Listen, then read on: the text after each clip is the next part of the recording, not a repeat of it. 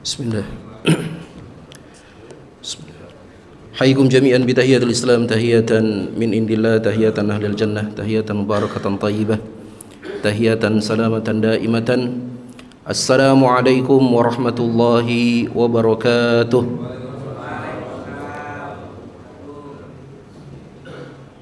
Innal hamdalillah nahmaduhu wa nasta'inuhu wa nastaghfiruh wa natubu ilaihi wa na'udzu billahi min syururi anfusina wa min sayyiati a'malina.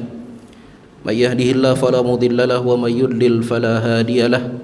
Asyhadu an la ilaha illallah wahdahu la syarika lah wa asyhadu anna Muhammadan abduhu wa rasuluhu alladzi la nabiyya ba'dah. Allahumma salli wa sallim ala abdika wa nabiyyika wa rasulika nabiyina Muhammadin wa ala alihi wa ashabihi ajma'in. Asbahna wa asbahal mulku lillah walhamdulillahi la syarikalah.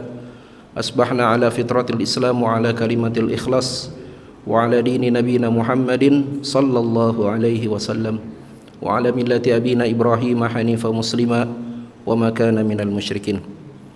Allahumma inna nas'aluka ilman nafi'a wa rizqan tayyiba wa amalan mutaqabbala. Allahumma taqabbal minna innaka antas samiul alim wa tub alaina innaka antat tawwabur rahim.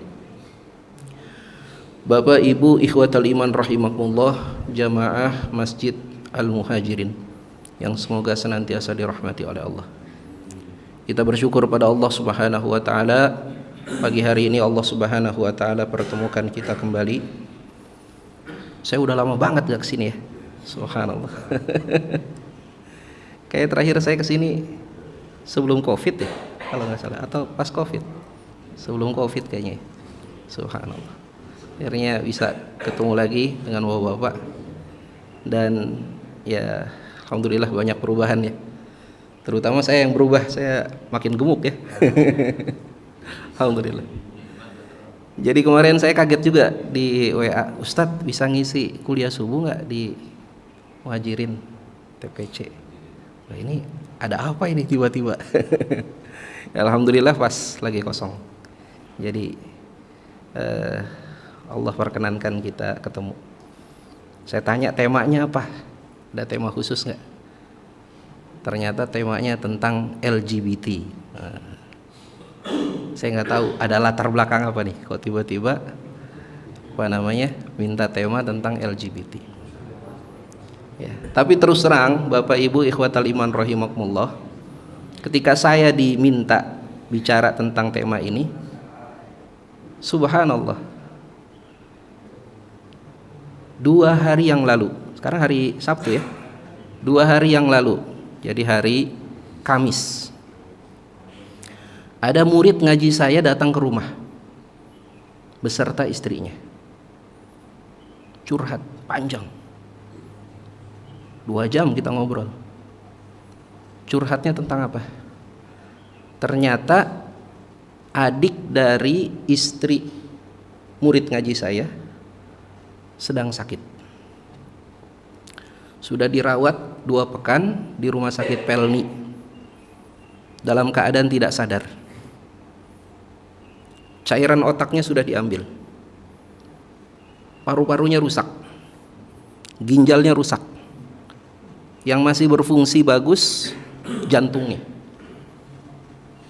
Dan ada standar imun tubuh, saya nggak tahu namanya apa gitu, yang kata dokter itu manusia normal standar imunnya itu sekitar 200 sampai 400%. Nah si pasien ini, adik ipar murid ngaji saya ini, standar imun tubuhnya tinggal 15%. Saya tanya, sakitnya apa? Sakitnya HIV.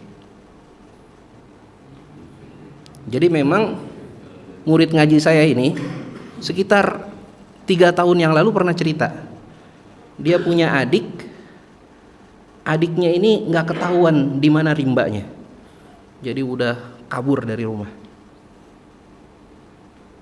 Dan adiknya ini penyuka sesama jenis, gay. Sudah dinasehati untuk pulang, sediakan rumah di Bogor, sediakan warung untuk dikelola. Ternyata nggak mau pulang, lebih suka tinggal di Jakarta, di wilayah Benhil. Sampai akhirnya dikabari 2 pekan yang lalu sudah masuk rumah sakit. Butuh persetujuan keluarga. Untuk apa? Untuk melakukan DNR medis. DNR itu apa? DNR itu do not resuscitate. Tindakan untuk menghentikan semua alat bantu hidup. Karena menurut dokter ini nggak mungkin bisa bertahan. Jadi dia bisa bertahan karena masih dibantu dengan alat bantu hidup, alat bantu paru-parunya, jantungnya. Ya. Sehingga saran dokter, kalau keluarga mau ambil tindakan DNR, boleh. Akhirnya datang ke saya, ngobrol panjang. Ustadz, gimana kalau kita ambil tindakan DNR ini, kira-kira dosa nggak kita? Kira-kira ini dianggap membunuh atau tidak? Kira-kira kita dianggap tidak menghargai nyawa yang diberikan oleh Allah atau tidak? Karena kita nggak tahu ini masih bisa bertahan atau enggak. Tapi kalau dilepas itu alat bantu hidupnya, udah wassalam. Ya saya bilang, yang pertama ya saya bilang, kita bersyukur pada Allah. Allah Subhanahu wa ta'ala tempatkan dia sekarang di rumah sakit. Apakah ia nanti dihidupkan terus oleh Allah atau diwafatkan dalam waktu yang tidak lama, kita tidak tahu. Tapi andaikan dia diwafatkan oleh Allah dalam waktu yang tidak lama lagi, maka mudah-mudahan dia wafat dalam keadaan husnul khotimah. Kenapa? Karena sakit itu menggugurkan dosa. Karena panca indera manusia yang terakhir dimatikan oleh Allah fungsinya itu pendengaran. Jadi meskipun dia tidak bisa bicara, tidak bisa bergerak, tapi kita husnudzon, pendengarannya masih aktif. Dan memang katanya begitu, kalau diajak bicara memang nggak bisa ngomong, nggak bisa, tapi air matanya berlinang. Maka saran saya, dalam kondisi kritis seperti ini, sering-sering bacakan talqin la ilaha illallah. Mudah-mudahan dia wafat dalam keadaan husnul khotimah. Ini jauh lebih baik daripada kalau Allah Subhanahu wa ta'ala wafatkan dia dalam keadaan dia bermaksiat. Ya, jadi yang pertama kita bersyukur pada Allah. Allah tempatkan saat ini dia dalam rumah sakit. Kemudian yang kedua, kita berdoa sebanyak-banyaknya dengan doa yang diajarkan oleh Nabi SAW bagi seseorang yang memang sudah khawatir kehidupannya itu tidak akan lama. Nabi ajarkan doa, Allahumma ahyini in kanatil hayatu khairun li. Ya Allah, hidupkanlah aku apabila memang kehidupan itu baik untukku. Wa tawaffani in kanatil wafatu khairun li, dan wafatkan aku apabila kematian itu baik untukku. Ini doa ini ada asbabul wurudnya ya, ada kisahnya. Kisahnya bagaimana? Dulu para sahabat Nabi ketika berjihad bersama dengan Nabi SAW, ada di antara mereka yang pernah terkena luka-luka dari medan pertempuran itu sangat banyak.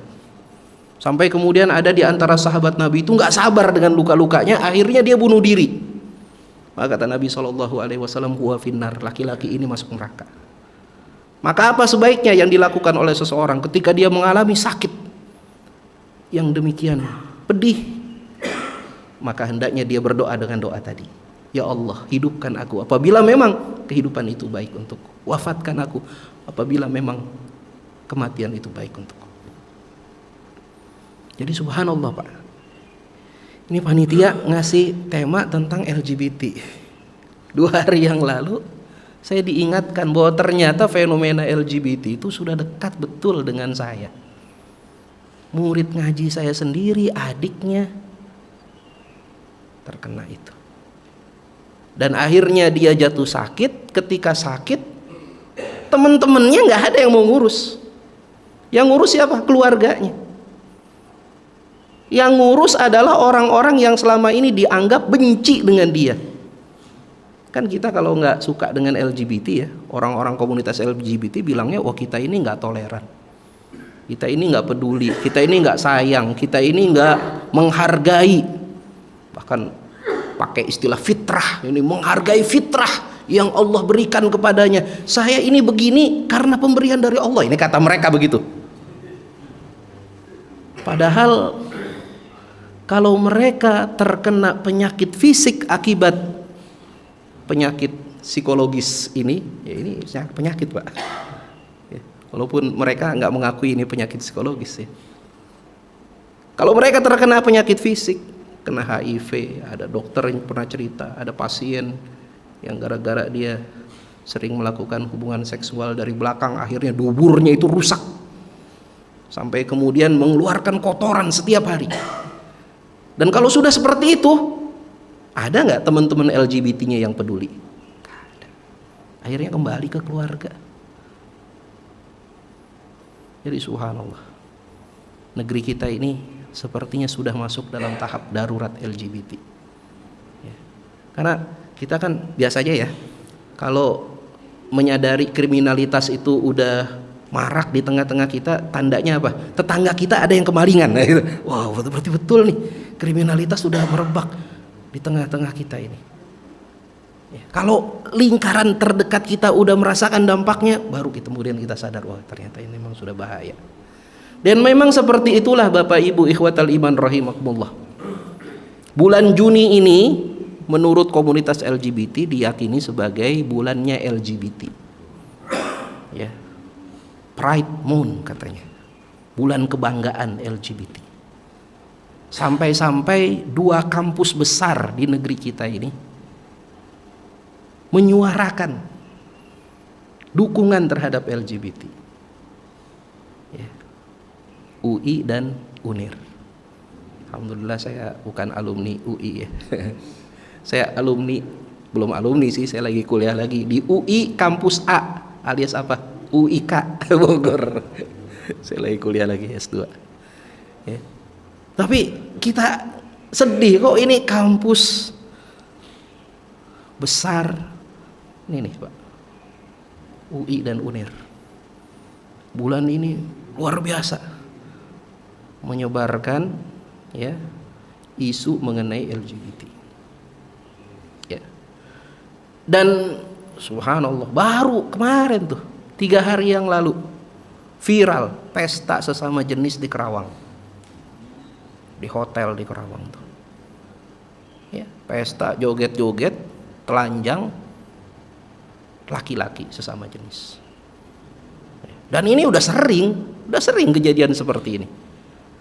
Berapa bulan yang lalu di Surabaya pesta seks sesama jenis. Setelah diperiksa 29 dari 34 pesertanya itu positif HIV. 29.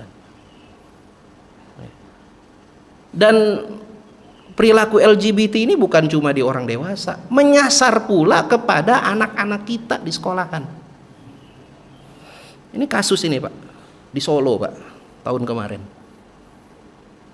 Ya, ada seorang kepala sekolah agama, sekolah Islam, kutab ya. Hafal Quran, punya istri cantik, punya anak 6, ternyata punya kelainan seksual, melecehkan bocah laki-laki sampai 20 orang korbannya. Bulan lalu Pak, itu rame di medsos Pak. Di Bekasi ternyata ada satu sekolahan, ya nggak jauh lah dari sini. Ada satu sekolahan, sekolah agama, pembimbing tahfidznya 2 orang ternyata predator seks, gay, melecehkan anak-anak sekolahan. Pembimbing tahfidz tuh rame kemarin tuh, bulan kemarin tuh di medsos tuh, wah masya Allah.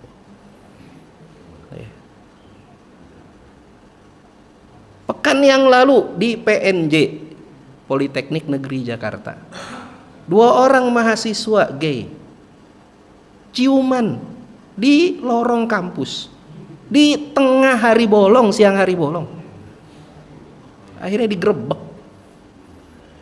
sama mahasiswa yang lain, bapaknya datang minta maaf sampai sujud-sujud di tengah mahasiswa, minta maaf atas kelakuan anaknya. Dan sudah berpuluh-puluh kali mungkin terjadi pelecehan di tempat umum, di transportasi publik, yang dilakukan bukan hanya oleh orang yang straight ya, tapi juga oleh orang-orang homo.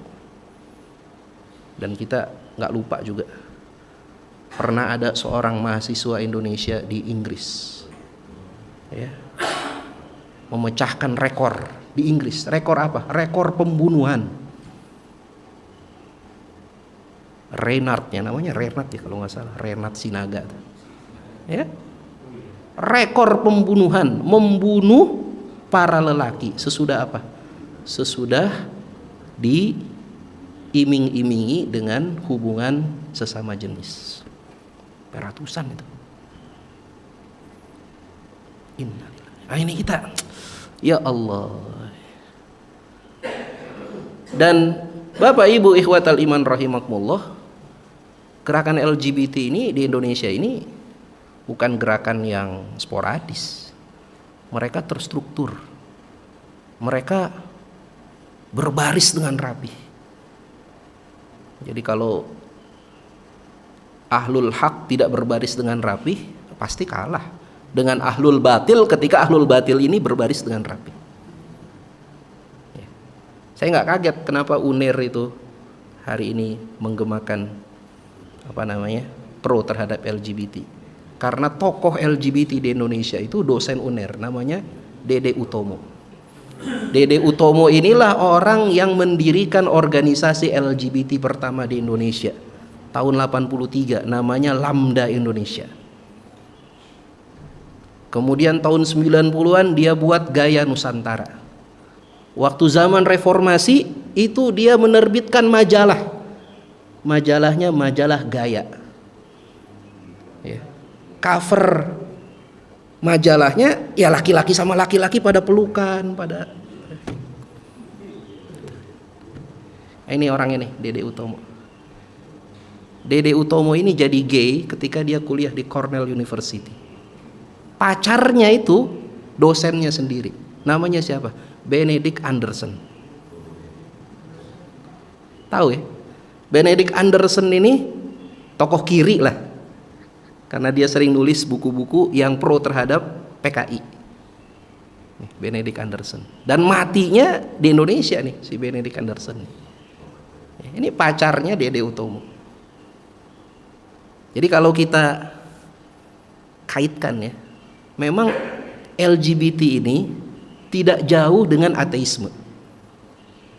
Orang-orang yang orientasi seksualnya menyimpang ini sebagian besar itu adalah ateis, gak percaya dengan Tuhan. Walaupun bukan hubungan timbal balik ya, walaupun bukan korelasi, maksudnya bukan karena dia ateis jadi LGBT atau karena LGBT jadi ateis, enggak begitu, tapi ada kaitannya. Orang kalau LGBT kemungkinan besar dia ateis. Kenapa? Karena orang-orang yang orientasi seksualnya menyimpang ini, mereka tidak percaya dengan standar moral yang ditetapkan oleh agama. Mereka buang tuh jauh-jauh agama. Mereka buat standar moral sendiri. Ya. Yang dalam filsafat ateisme itu, standar moral itu patokannya cuma 3. Yang pertama, adakah penderitaan dalam tindakan tersebut? Kalau tidak ada yang menderita, nggak ada masalah, kata dia, bermoral itu. Kemudian yang kedua, adakah konsen, adakah persetujuan dalam tindakan tersebut? Kalau sama-sama setuju, sama-sama suka, nggak ada masalah. Kemudian yang ketiga, adakah konsensus sosial? Adakah penolakan masyarakat terhadap perbuatan itu? Kalau tidak ada penolakan masyarakat, gak ada masalah. Itu standar moralnya ateis. Yang standar moral kayak begini Pak, ini rapuh Pak, rapuh. Misalnya kita tanya sama orang ateis, membunuh itu boleh atau tidak? Kata mereka, oh gak boleh. Karena membunuh itu membawa penderitaan bagi orang lain. Sekarang kita tanya, kalau begitu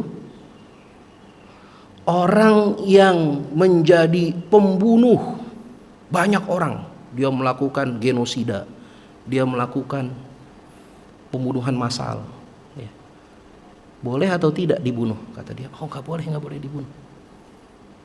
Bukankah pembunuh massal ini telah juga melakukan penderitaan kepada orang lain? Bingung. Orang ateis bilang, nggak apa-apa ini, hubungan sesama jenis, nggak ada yang menderita kok, sama-sama suka kok, sama-sama, nggak ada masalah, kata dia. Oke, kalau begitu sekarang kita tanya, kalau begitu boleh atau tidak hubungan seksual dengan hewan? Boleh atau tidak? Kata dia, oh nggak boleh. Kok nggak boleh? Kan nggak ada yang menderita. Siapa yang menderita? Ya. Kan nggak perlu konsen hewan, masa mesti diajak ngomong? Nggak ada konsen. Ya. Jadi rapuh etika, ya, tanpa agama, tanpa panduan moral agama itu rapuh. Nah, jadi sekali lagi Bapak Ibu ikhwatal iman rahimakumullah, ateisme dengan orientasi seksual yang menyimpang ini selalu berjalan beriringan. Dan kita sedih Pak, karena kampanye LGBT ini selalu dibarengi dengan kampanye ateisme. Dan sekarang merebak. Mungkin di Indonesia belum merebak, tapi di dunia sekarang merebak. Ya, gerakan orang-orang yang nggak percaya lagi dengan Tuhan. Mereka dengan pedenya berkata bahwa kita nggak butuh Tuhan. Padahal ya, berdasarkan sejarah umat manusia, tidak pernah ada peradaban besar yang tidak percaya dengan Tuhan. Ada nggak peradaban besar manusia dalam sejarah yang tidak percaya Tuhan? Ada atau tidak? Nggak ada Pak. Mulai dari peradaban Mesopotamia, peradaban Sungai Indus, peradaban di Mesir, peradaban di mana-mana itu semuanya pasti percaya sama Tuhan. Kenapa? Karena dengan kepercayaan terhadap Tuhan itulah mereka membuat standar moral. Dan karena ada standar moral itulah maka peradaban itu bisa bangkit. Faham ya? Jadi kalau mereka nggak percaya sama Tuhan, nggak ada itu standar moral. Kalau nggak ada standar moral, bagaimana mungkin satu peradaban itu bisa bangkit? Oh, orang hari ini kemudian berkata, oh enggak kok, itu di Asia Timur, orang Jepang, orang Korea, mereka nggak percaya Tuhan, tapi mereka maju. Enggak. Peradaban mereka dibangun dengan peradaban mempercayai Tuhan. Iya kan? Sebelumnya kan mereka percaya sama Tuhan kan? Agama mereka mungkin Shinto, ada yang Buddha, apa segala macam. Dan dulu pernah ada 2 negara yang berusaha membangun negaranya tanpa percaya dengan Tuhan. Siapa 2 negara itu? Apa 2 negara itu? Yang pertama namanya Uni Soviet, akhirnya apa? Runtuh Pak. Yang kedua RRC sekarang malah kembali lagi ke agama. Sekarang bahkan di RRC itu bangkit kembali itu kehidupan beragama. Jadi nggak pernah ada satu peradaban bertahan tanpa kepercayaan terhadap agama. Ini tadi ya, ini 2 tokoh ini ateis, ya, anak-anak kiri ateis. Era reformasi mereka makin terbuka, sekarang makin terbuka Pak. Sekarang kita mau cari situs-situs yang pro terhadap LGBT ya banyak sekali, ya. Majalah, buku, wah banyak sekali, ya. Bahkan yang saya khawatir sekarang ini itu adalah AI. Karena AI ini saya udah challenge beberapa macam AI, mulai dari Gemini, kemudian Claude, kemudian ChatGPT, kemudian Meta AI. Itu semuanya kalau kita tanya mengenai LGBT, mereka pasti pro terhadap LGBT. Itu semuanya Pak. Kalau kita tanya tentang LGBT, mereka semua pro. Mereka menyembunyikan argumen-argumen yang menentang LGBT. Itu saya udah tes tuh semua tuh. Dan sekarang anak-anak kita Pak, itu kalau nanya sesuatu sekarang ke AI. Anak-anak mahasiswa itu kemarin itu ada survei. Anak-anak mahasiswa kita 80% kalau ngerjain tugas sekarang pakai AI. Mereka nggak mikir lagi dengan otak. Mereka gunakan otak AI, otak artificial. Ini juga kekhawatiran. Karena dulu kan ada orang namanya Descartes bilang apa? Kogito ergo sum. Aku berpikir maka aku ada. Kalau sekarang anak-anak kita gak berpikir lagi dengan otaknya, maka gak ada keberadaan mereka itu. Ya. Ini kita khawatir. Karena kalau tanya pakai AI pasti pro LGBT. Nanti saya akan bantah itu semua argumen-argumen mereka, insya Allah. Ini slide-nya banyak sebetulnya. Saya siapkan slide itu sampai 37 slide. Tapi saya kira pasti waktunya nggak cukup. Maka nanti kita akan singkat-singkat aja. Nah, ini topik yang paling penting ketika kita bicara tentang LGBT adalah apa penyebab LGBT itu? Apa penyebab seseorang itu punya orientasi seksual yang berbeda dengan manusia normal? Apakah penyebabnya itu nature, penyebabnya itu alamiah, atau penyebabnya itu nurture? Penyebabnya itu karena pengasuhan, karena lingkungan. Ini jadi perdebatan puluhan tahun. Kalau orang-orang yang pro dengan LGBT, pasti mereka mengatakan kami ini memang dari sononya udah dilahirkan dalam keadaan punya orientasi seksual yang berbeda. Mereka punya slogan tuh, born this way. Kami memang lahir dengan jalan ini.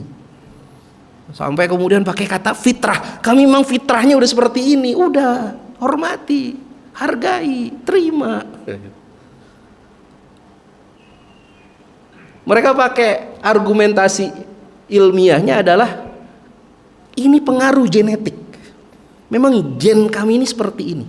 Kami dilahirkan dengan gen membawa gen LGBT, gen gay, gen lesbian. Dan memang ada penelitian yang menguatkan tentang itu. Tapi penelitian ini lemah, nanti kita akan bahas. Ini yang pertama ya, mereka menyatakan pengaruh genetik.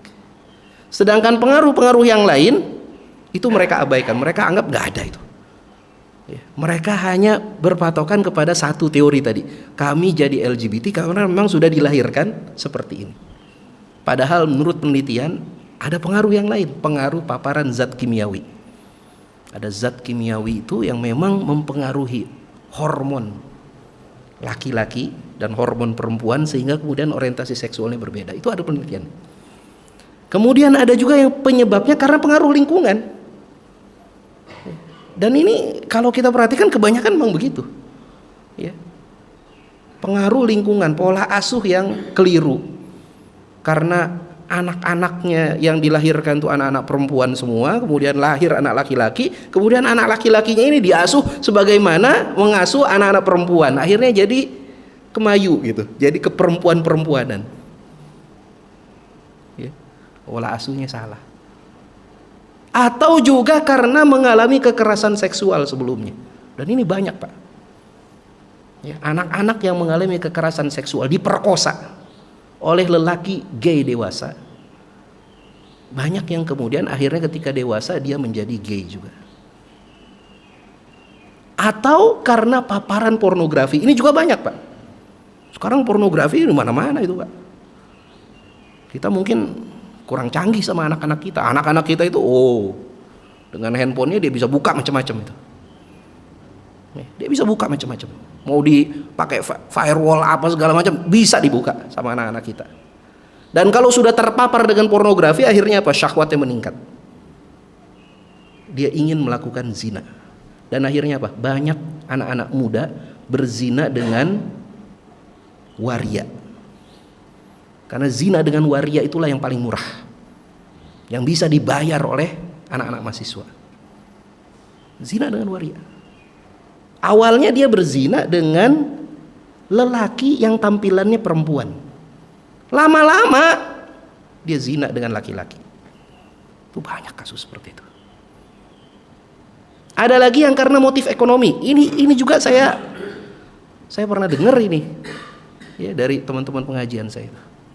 Ada anak-anak sekolah yang dijadikan pelacur oleh orang-orang gay dewasa. Motif ekonomi. Mereka anak-anak sekolah laki-laki menjadi pelacur. Pelacur laki-laki untuk orang-orang gay dewasa. Ada juga teori yang menyebutkan, ini teorinya dari ustadz-ustadz pelaku ruqyah ya, yang menyebutkan ini ada gangguan jin. Ustadz-ustadz yang ahli ruqyah itu ketika meruqyah yang berorientasi LGBT itu ternyata didapati ada jin yang memang punya kecenderungan LGBT. Atau satu lagi nih mungkin yang belum masuk ke sini, teori konspirasi bahwa LGBT ini memang dirancang untuk melakukan agenda depopulasi. Depopulasi itu menurunkan populasi manusia di dunia. Jadi manusia di dunia itu katanya udah kebanyakan, harus dikurangin. Dikuranginnya dengan cara apa? Dengan segala macam cara, termasuk dengan mengirim Thanos yang menjentikkan jari, mati setengah populasi manusia. Itu dalam film begitu kan? Dalam realita begitu juga mereka melakukan apa saja, gimana caranya supaya populasi manusia itu menjadi turun. Salah satunya menyebarkan ideologi LGBT. Saya challenge ini soal depopulasi ini ke beberapa AI. AI itu bilang nggak mungkin menyebarnya LGBT itu mengurangi populasi manusia. Saya bilang sekarang saja angka kelahiran di beberapa negara itu sudah rendah.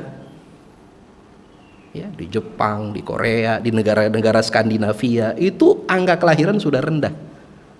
Apalagi kalau kemudian orang yang berorientasi seksual LGBT ini makin banyak, akan makin banyak lagi orang yang tidak berkeluarga, tidak punya anak, tidak punya keturunan.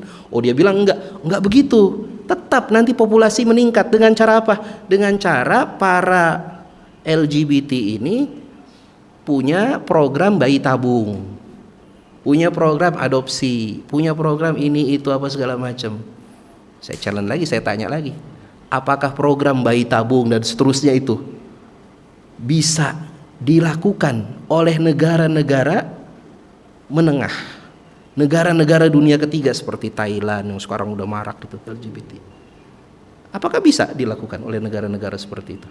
Apakah penduduknya itu mampu membayar biaya untuk melakukan bayi tabung dan seterusnya itu? Gak bisa. Kalau nggak bisa gimana? Ya udah habis populasi lah. Habis populasi. Jadi ini banyak penyebab LGBT, tapi para aktivis LGBT itu hanya bersikuku kepada yang pertama tadi. Mereka bersikeras kami ini born this way. Lahir memang dengan begini, udah jangan diganggu-gugat. Ini gen kami memang seperti ini. Ternyata Pak, enggak. Hasil penelitian terbaru menyebutkan there is no gay gene. Enggak ada yang namanya gen gay, itu enggak ada. Enggak ada. Saya kemarin dapat makalah bagus sekali dari Prof. Misri. Prof. Misri ini teman saya juga, guru besar Teknik Kimia UI. Dia nulis makalah mengenai mitos genetik dan realitas perilaku. Apakah betul LGBT itu karena gen, atau itu cuma mitos sebetulnya? Yang sebetulnya menjadi faktor penyebab seseorang itu jadi LGBT itu adalah karena perilakunya. Ya. Beliau teliti, ya, karena memang sekarang itu coming out, teramplifikasi. Orang-orang yang orientasi seksualnya menyimpang itu sekarang istilah mereka itu melela. Melela itu apa? Mengungkapkan dengan terus terang bahwa mereka itu memang adalah gay, LGBT dan seterusnya. Dan sekarang fenomenanya makin banyak. Ya. Akibatnya apa? Akibatnya terjadi kekhawatiran medis. Tadi HIV itu 65%, 63% pengidap HIV itu dari kalangan mereka, kalangan LGBT itu 63%. Dan yang menyedihkan Pak, kemarin saya ketemu dokter spesialis penyakit dalam. Beliau dari Tegal. Beliau cerita, ya, sekarang pengidap HIV itu banyak sekarang di kabupaten, di daerah-daerah. Dan mereka tidak terbuka kalau mereka itu gay kepada keluarganya, enggak. Setelah kena HIV, mereka baru terbuka. Dan akhirnya kena ke istrinya, kena ke anaknya, kena ke orang-orang sekitarnya, di desa-desa, di kampung-kampung. Penyebabnya bisa jadi karena tadi tuh paparan pornografi menyebar, mereka berhubungan seksual dengan warian, macam-macam tuh, macam-macam. 63%. Ya. Apakah betul penyebab utamanya itu karena gen? Ya. Teori bahwa LGBT itu dipengaruhi oleh gen itu berdasarkan penelitian Dan Hammer tahun 93. Subjeknya 40 pasang kakak beradik pria. Ternyata dibantah tahun 99 ada penelitian lagi 52 keluarga, ternyata tidak ada peningkatan alel pada 4 penanda XQ28. XQ28 ini bagian di otak yang kata dia ini berkaitan dengan homoseksualitas. Ternyata nggak terbukti, Pak. XQ28 itu terkait dengan keterbelakangan mental, kelainan morfologi anatomi ringan, dan resiko kematian dini, bukan terkait dengan dengan gay, nggak ada kaitannya. Ya. Jadi gen yang sebelumnya diekspresikan sebagai sifat homoseksual secara medis lebih akurat diposisikan sebagai gen yang bertanggung jawab atas anomali kesehatan mental. Ini makalahnya Prof. Mistry ya. Nanti kalau ada yang mau saya akan share makalahnya ya. Ini singkat saja.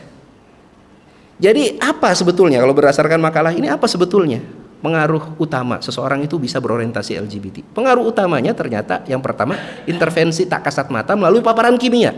Ada zat kimia namanya talates. Ini yang digunakan dalam produk-produk plastik. Tersebar luas dalam industri. Dia meresap masuk ke dalam lingkungan tumbuh anak, mengganggu hormon endokrin,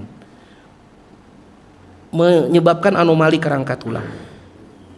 Kemudian juga karena lingkungan, ya, karena lingkungan ekstrim tadi, karena motif transaksional tadi, ada pelacur laki-laki dan seterusnya, karena industri pornografi, karena trauma keluarga, ya.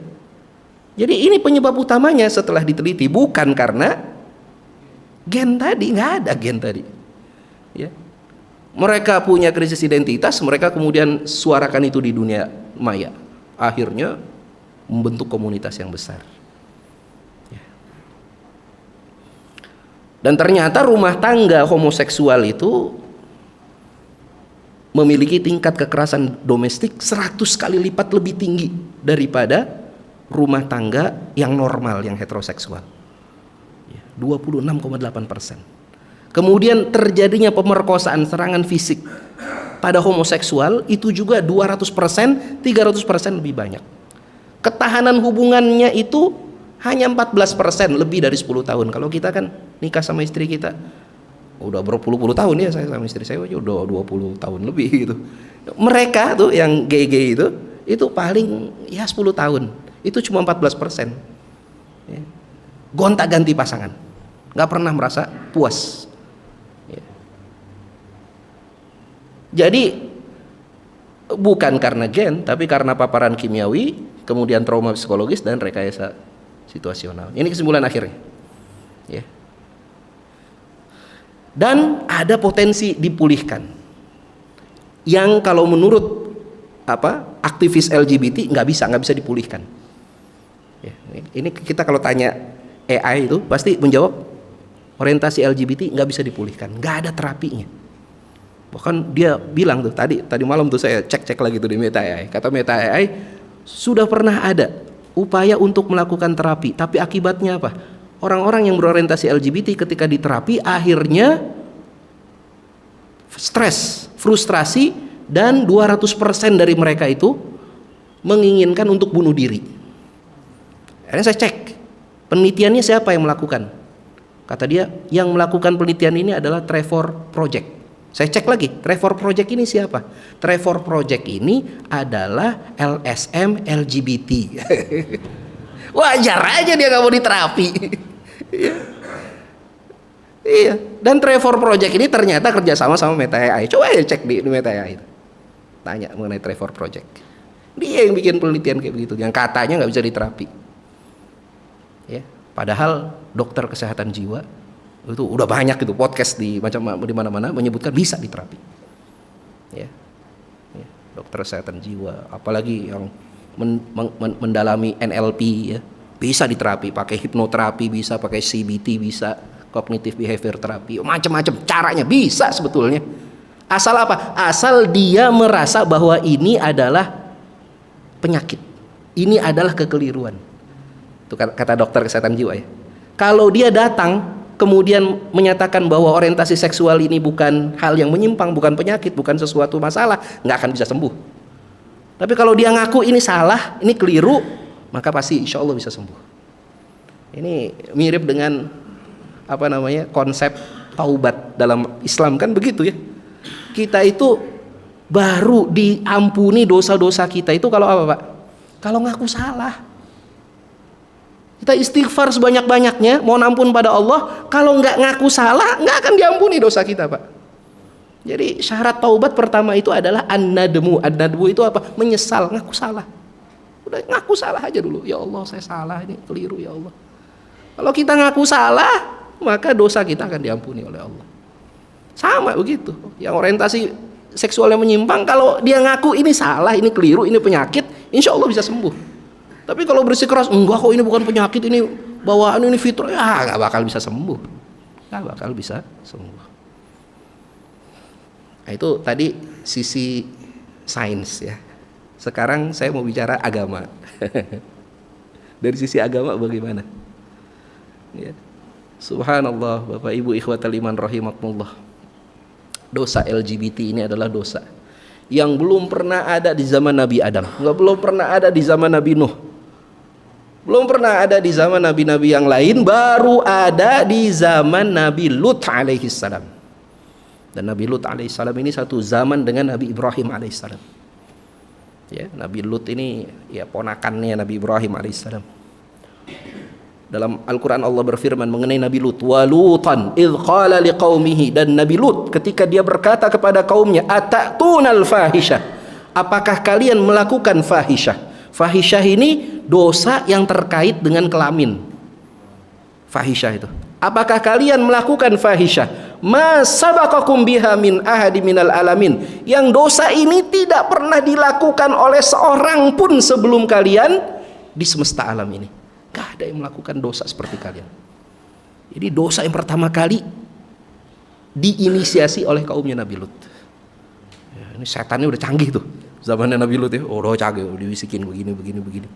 Dan memang yang namanya dosa fahisyah Pak, itu nggak puas-puas Pak, nggak akan ada puasnya. Orang yang kalau sudah terbelenggu dengan dosa seksual, oh dia akan coba dengan cara ini. Kalau tidak dipandu dengan agama, ya kan? Kalau nggak dipandu dengan agama, dia udah punya istri, masih juga cari pelacur, tercari pelacur yang model kayak begini, model kayak begitu, ya kan? Itu kalau dia menuruti syahwat seksual tuh.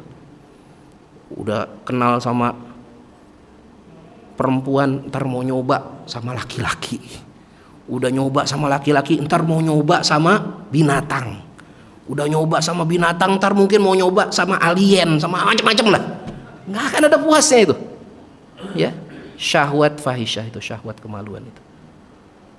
Oh ini setan zaman Nabi Lut ini membisikkan supaya berhubungan dengan sesama jenis. Innakum lata'tunar rijala syahwatan min dunin nisa. Sesungguhnya kalian mendatangi laki-laki dengan bersyahwat dan tidak mendatangi perempuan. Bal antum qaumun musrifun. Kalian itu adalah kaum yang melampaui batas. Wa ma kana jawaba qaumihi, dan tidaklah jawaban dari kaumnya illa an qalu, kecuali mereka berkata, akhrijuhum, usirlah Lut dan pengikutnya, min qaryatikum, dari negeri kalian. Innahum unasu yatatahharun, sesungguhnya mereka adalah orang-orang yang sok suci. Sekarang gitu juga Pak argumennya Pak. Kita kalau ingetin soal zina, soal LGBT, tuduhannya nanti begitu Pak. Ente sok suci, ente sok bersih, ente kayak nggak punya dosa aja. Kita ini kan sama-sama pendosa, cuma beda aja cara berdosanya. Oh itu macam-macam itu gaya ngomongnya itu. Oh kita ini sama pendosa, udahlah, cuma beda aja gaya dosanya. Ngaku aja lah, ente kan punya dosa juga kan. Ya iyalah, semua orang punya dosa, ya ada yang punya dosa kecuali Nabi dan Rasul. Innahum unasu yatatahharun, dan nanti akan berujur kepada apa? Akhrijuhum, usir mereka. Itu udah pernah terjadi pada masa Nabi Lut. Dan mungkin nanti akan terjadi lagi. Ketika ideologi LGBT ini sudah merebak, orang-orang yang bersuara normal, bersuara dengan akal sehat itu akan dimusuhi. Ketika LGBT ini sudah dianggap sebagai hal yang wajar. Sekarang mungkin udah mulai ya. Saya perhatikan, wah di mana-mana tuh ya, ya Allah. Sampai ke istana. Sekarang Ustadz, enggak, zaman Orde Baru. Zaman Orde Baru ada menteri LGBT namanya siapa? Job Ave. Kalau sekarang gimana Ustadz? Ya nggak tahu deh.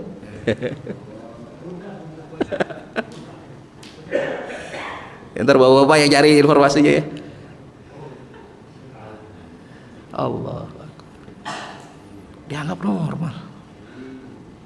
Kalau diomongin soal itu, wah, hati-hati. Pak Amin Rais kemarin ngomongin soal itu, di take down videonya Pak. Di take down videonya. Hati-hati. Jangan dilanjutin deh soal itu. Dan Nabi pernah mengkhawatirkan, ini hadis sahih, jarang dibaca, jarang disampaikan di majelis, jarang disampaikan di mimbar-mimbar Jumat. Kata Nabi SAW, inna akhwafa ma akhafu ala ummati amalu qaumi Lut. Sesungguhnya perkara yang paling aku khawatirkan atas umatku adalah melakukan perbuatan kaum Lut. Umat Nabi yang dimaksud, umat Nabi yang mana? Apakah umat Nabi yang hidup pada masa Nabi Muhammad SAW? Bukan. Di masa Nabi Muhammad SAW hidup, nggak ada itu, pelaku LGBT itu nggak ada. Saya baca sirah, baca sejarah, nggak ada. Seakan-akan Nabi SAW ingin berkata kepada kita nih, yang hidup di akhir zaman, bahwa kata Nabi, nanti di akhir zaman umatku itu akan berhadapan dengan kaumnya Nabi Lut, dengan orang-orang yang orientasi seksualnya menyimpang, yang sekarang makin banyak gitu. Sekarang sampai bikin partai, sampai bikin wah macam-macam. Itu dikhawatirkan oleh Nabi. Ya, Nabi subhanallah diberitahu oleh Allah subhanahu wa ta'ala perkara yang gaib di masa depan. Kan kalau kita baca hadis-hadis asratus sa'ah kan begitu ya. Kata Abu Hurairah radhiyallahu anhu dalam hadis riwayat Muslim, Nabi SAW pernah suatu ketika naik ke atas mimbar, ba'da sholat subuh naik ke atas mimbar, dan beliau berkhutbah dari subuh sampai zuhur. Ketika masuk waktu zuhur, beliau turun dari mimbar, beliau sholat bersama dengan para sahabat. Sesudah itu beliau naik lagi ke atas mimbar, beliau khutbah dari zuhur sampai asar. Masuk waktu asar, beliau sholat berjamaah dengan kaum muslimin. Selesai sholat asar, beliau naik lagi ke atas mimbar, beliau berkhutbah dari asar sampai maghrib. Berarti beliau khutbahnya berapa lama Pak? Dari subuh sampai maghrib. Kita kalau bikin pengajian dari subuh sampai maghrib gimana Pak? Oh, gak kuat gitu ya. Kemudian apa kata sahabat? Apa yang disampaikan oleh Nabi dalam khutbah yang demikian panjang itu? Kata Abu Hurairah, Nabi SAW memberitahukan kepada kami semua peristiwa yang pernah terjadi di masa lalu dan semua peristiwa yang akan terjadi di masa depan. Hanya saja tidak semua dari kami menghafal ucapan Nabi. Itu kita kalau baca kitab-kitab asratus sa'ah itu pasti ada hadis itu. Itu menunjukkan apa? Nabi SAW pernah beritahu peristiwa-peristiwa di masa depan itu apa aja. Di antaranya ini. Dan kalau seseorang terjebak kepada penyakit ini, rusaklah fitrahnya. Bukan fitrahnya itu LGBT, bukan. Orang yang terkena penyakit ini, fitrahnya, fitrah Islamnya. Karena kita ini fitrahnya ini Islam, beriman. Ya. Semua kita ini lahir dalam keadaan memiliki fitrah ketuhanan. Itu sebabnya tadi ya, nggak ada peradaban manusia yang ateis itu nggak ada. Semua manusia itu pasti merindukan Rabbnya. Karena di alam azali sebelum kita lahir, Allah pernah bertanya kepada kita, alastu bi rabbikum, bukankah aku ini Tuhan kalian? Qalu bala syahidna. Manusia itu berkata semua, ya kami bersaksi engkau adalah Tuhan kami. Jadi setiap manusia ketika dilahirkan itu punya kerinduan untuk beribadah. Itu fitrah manusia itu beribadah, bertauhid. Nah, kalau kena penyakit ini maka rusaklah fitrahnya. hilang naluri aslinya sebagai manusia, hilang kejernihan hatinya, hilang logika sehatnya, tipis imannya. Dan dahulu kaum Lut pernah disiksa oleh Allah Subhanahu wa taala di dunia dan di akhirat. Allah berfirman apa? La amruka, demi umurmu wahai Nabi Muhammad sallallahu alaihi wasallam, innahum la fi sakratihim ya'mahun. Sesungguhnya kaumnya Lut itu betul-betul berada dalam kemabukan, terombang-ambing. Dalam mabuknya mereka terombang-ambing. Mereka bingung menentukan mana benar, mana salah. Itu sudah sejak zaman kaum Nabi Lut itu. Mereka nggak punya standar moral. Fa'akhadhathum sayhatu musyrikin, maka mereka dibinasakan dengan sayhah, dengan suara yang keras musyrikin ketika matahari terbit. Faja'alna 'aliyaha safilaha, maka kami jadikan bagian atas dari tanah mereka itu menjadi bagian bawahnya, ditebalikkan itu tanah mereka. Wa amtarna 'alaihim hijaratan min sijil, ini sudah ada lanjutannya ya. Fihi la ayatil lil mutawassimin ya. Kemudian sesudah dibalikkan, dilemparkan kepada mereka dengan batu. La ayatil lil mutawassimin. Sungguh ini merupakan tanda kekuasaan kami bagi orang-orang yang perhatikan tanda. Wa innaha labisabili muqim, dan sesungguhnya kampung mereka yang sudah dimusnahkan itu berada di jalan yang dilalui oleh manusia. Kita bisa saksikan itu bekas-bekasnya. Negeri Sadum, negeri Sodom yang dulu dihancurkan oleh Allah Subhanahu wa taala. Dihancurkan dengan apa tadi Pak? Dibalikkan tanahnya, kemudian dilempari dengan batu. Sehingga dari ayat inilah nanti sebagian ulama berpendapat menghukum orang LGBT itu hukumnya dengan cara sebagaimana Allah menghukumnya, yaitu apa? Dilempar. Sesudah dilempar ya, ini kan dibalikan itu. Jadi tadinya ini tanahnya ini dinaikkan kemudian dijatuhkan. Jadi pelaku LGBT ini kalau dihukum, hukumannya itu dia dijatuhkan dari atas dengan posisi kepala di bawah. Sesudah jatuh kemudian dilempari dengan batu. Sebagaimana dulu Allah pernah menyiksa kaum Lut. Ini azab yang belum pernah ada yang Allah timpakan kepada kaum Nabi Lut. Mereka tersesat, mereka didatangkan azab ketika waktu pagi, mereka disiksa dengan suara guntur, negeri mereka dibalik, kemudian dihujani dengan batu sijil. Apa dampaknya? Orang yang terkena penyakit LGBT ini, kesehatan fisik jelas, mengalami gangguan psikologis, hidupnya nggak tenang, dihantui rasa bersalah secara terus menerus hingga memicu bunuh diri. Jelas ini, menurut penelitian itu, ya, yang orientasi seksualnya menyimpang itu punya kecenderungan bunuh diri lebih besar. Sampai ada istilah ya, mereka punya kecenderungan bunuh diri, dan sebelumnya mereka punya kecenderungan apa tadi?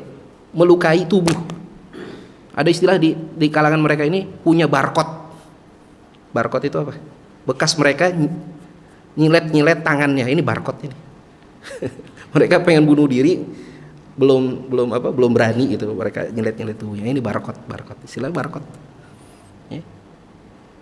Dijauhi, dikucilkan dari lingkungan masyarakat. Ditolak oleh semua agama karena nggak ada agama yang mengakui LGBT, nggak ada. Akhirnya apa? Mereka memutuskan jadi ateis, ya, mendapatkan sanksi hukuman jasmani, rohani, lahir batin, dunia akhirat.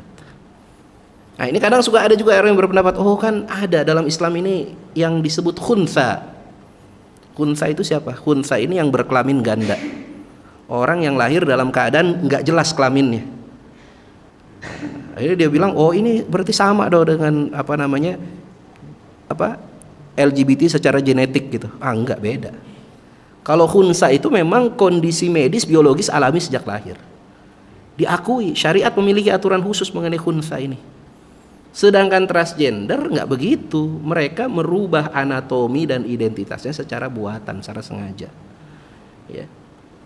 Mereka mengikuti bisikan syaitan karena syaitan berkata, wala amurannahum fala yughayyirunna khalqallah. Aku akan perintahkan mereka sehingga mereka mengubah ciptaan Allah. Dan ini merupakan tadlis, penipuan, takhannuf, bentuk menyerupai, memaksakan diri supaya menyerupai lawan jenis. Taghyir khalqillah, mengubah ciptaan Allah. Dan Islam melarang menyerupai lawan jenis. Enggak boleh laki-laki menyerupai perempuan atau sebaliknya perempuan menyerupai laki-laki. Allah laknat. Ini preventif. Kita kalau punya anak laki-laki, didik dengan cara laki-laki. Punya anak perempuan, didik dengan cara perempuan. Jangan anak laki-laki dipakein jilbab, lucu-lucuan gitu Ustadz, dikasih mukena. Anak laki-laki, jangan Mbak. Ya, dipisahkan tempat tidurnya laki perempuan, jangan nyampur, jangan. Ya. Jadi nggak boleh. Orang yang melakukan liwat, apa hukumannya secara fikih Islam? Ya dibunuh. Baik pelakunya maupun objek sasarannya. Baik yang berzina maupun objek zinanya, hukumannya sama-sama dibunuh. Ya. Cuma ada perbedaan di kalangan ahli fikih itu. Cara eksekusinya bagaimana? Ya. Semua sahabat sepakat hukumannya hukuman mati. Tapi Ali bin Abi Thalib berpendapat hukuman matinya dengan dibakar. Abdullah bin Abbas berpendapat dilempar dari tempat tinggi, dirajam dengan batu. Riwayat yang lain dari Ali dan Abdullah bin Abbas dirajam sampai mati. Ada perbedaan, tapi sepakat orang yang berzina dengan cara liwat itu, baik pelakunya maupun korbannya sama-sama dibunuh. Kenapa korbannya juga dibunuh? Karena korbannya ini bisa jadi pelaku nanti. Maka dia juga harus dibunuh. Ini dalam tinjauan fikih. Cuma ada perbedaan nanti bagi yang diperkosa. Nah, kalau yang diperkosa, ya, dia dipaksa, diliwat dengan diperkosa, dia tidak dihukum dengan cara dibunuh. Atau kalau dia yang diperkosanya ini anak-anak, dia juga tidak dihukum bunuh, tapi dihukum apa? Dihukum takdzir. Hukum takdzir ini hukum yang nanti ditentukan oleh pemerintah. Bisa jadi direhabilitasi, ya, diperbaiki kondisi psikologisnya dan seterusnya. Ini bagi anak-anak. Tapi kalau sama-sama orang dewasa melakukan liwat ketahuan, maka dalam hukum Islam itu dibunuh. Nah, ini terakhir, kesimpulan jalan keluarnya apa? Ya, LGBT ini kejahatan besar, merusak fitrah manusia, mendatangkan azab di dunia dan di akhirat. Memiliki konsekuensi hukum terberat dalam syariat Islam. Orang yang berzina aja nggak dihukum dengan cara seperti ini. Kalau orang berzina, ya zina muhsan, orang berzina dia sudah menikah, dihukumnya dirajam. Tapi kalau LGBT bukan hanya dirajam tadi kan, dilempar dari tempat ketinggian, lempari batu. Bahkan tadi dibakar. Maka solusinya apa?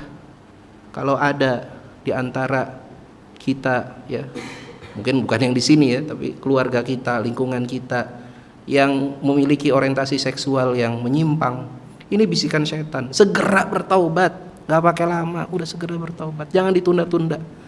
Pintu ampunan Allah selalu terbuka.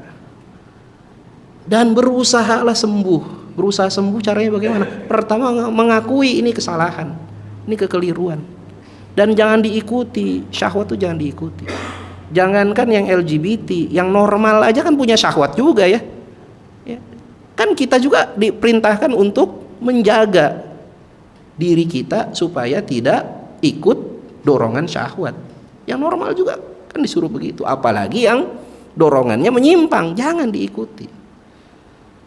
Tapi Ustadz ini, ada yang pernah ngomong gitu, Ustadz ini dorongannya kuat betul, sering dibisikin supaya melakukan ini. Ya semakin kuat dorongan itu, berarti semakin besar ujiannya. Semakin besar ujiannya, semakin besar pahalanya, kan begitu. Al ajru ma'a qadril masyaqqah, pahala itu sesuai dengan ukuran kesulitan. Gitu. Jadi segeralah bertobat. Terakhir Pak, saya ingin bacakan hadis ini. Ini hadis luar biasa indah. Ya. Ayo kita selamatkan negeri kita. Nabi SAW pernah bersabda, "Matsalul qa'im ala hududillah," perumpamaan orang yang menegakkan hukum Allah, wal waqi fiha, dan perumpamaan orang yang diam, enggak mau menegakkan hukum Allah, enggak mau memperbaiki negeri ini. Kama tsali qaumin istahamu ala safinah, seperti perumpamaan orang yang berlayar di atas kapal. Fa asaba ba'duhum ahlaha, maka ketika mereka berlayar di atas kapal itu, sebagian penumpang ada yang mendapatkan tempat di atas kapal. Wa ba'duhum asfalaha, sebagian penumpang ada yang mendapatkan tempat di bagian bawah.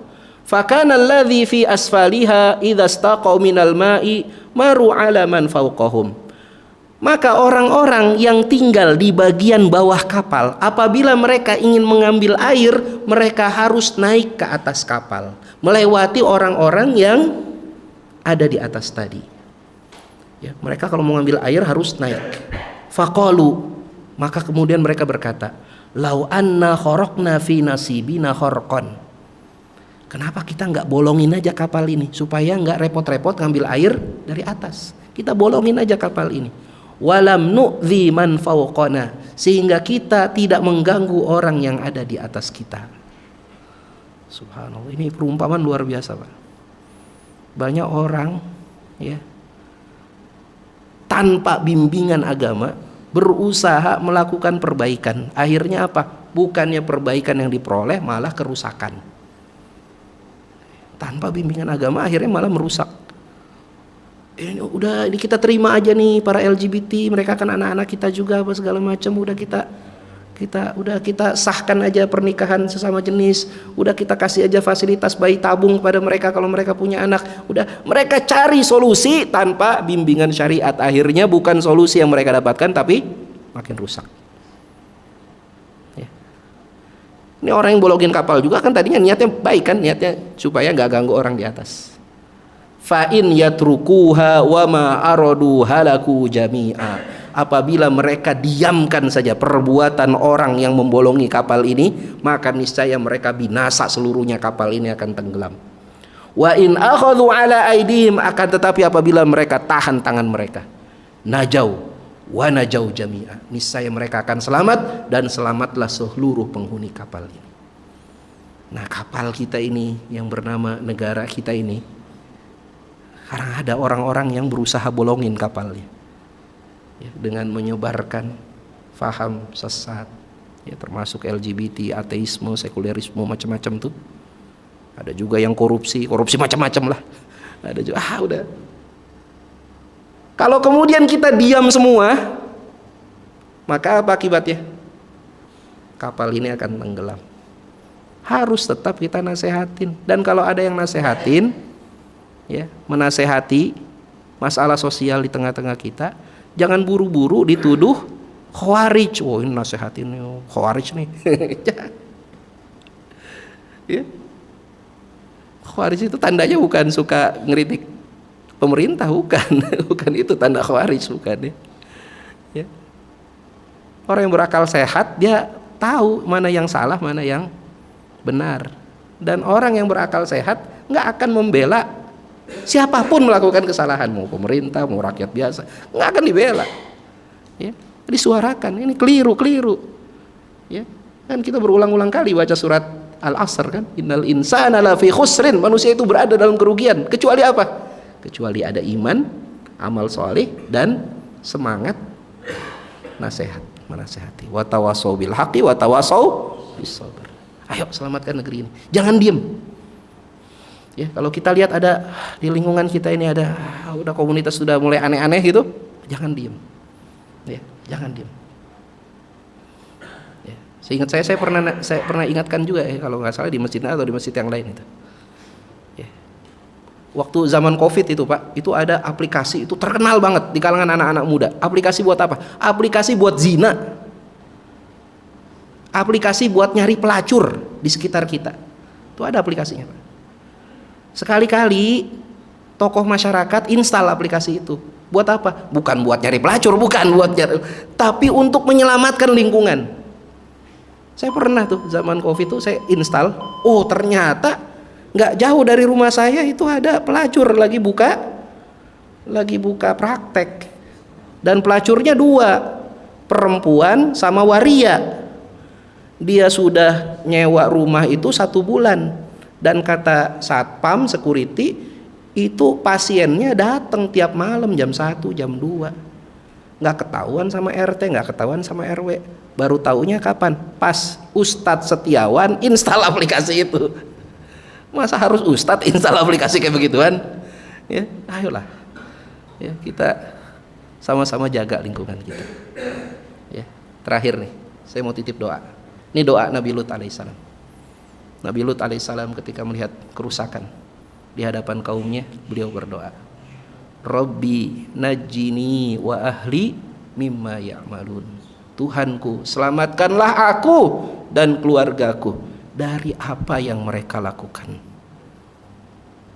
Yuk kita baca sama-sama ya. Kita ubah Robbinya jadi Robbana. Ayo kita baca sama-sama. Robbana, Robbana, Najjina, Robbana, Najjina, wa ahlana, mimma ya'malun.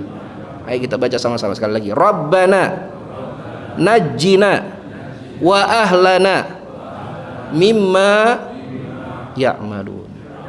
Ya Allah ya Tuhan kami, selamatkanlah kami dan keluarga kami dari perbuatan buruk mereka ya Allah. Mudah-mudahan Allah Subhanahu wa taala lindungi diri kita, keluarga kita dari berbagai macam fitnah, ya, ujian, malapetaka, bahaya ya yang mengintai di sekitar kita. Demikian wallahu a'lam bishawab. Itu yang bisa saya sampaikan. Mau ada tanya jawab atau gimana? Atau cukup? Cukup ya, kayaknya udah 2 kali bunyi itu. Kita cukupkan ya. Kita tutup sama-sama dengan baca doa kafaratul majlis. Subhanakallahumma wa bihamdika asyhadu an la ilaha illa anta astaghfiruka wa atubu ilaik.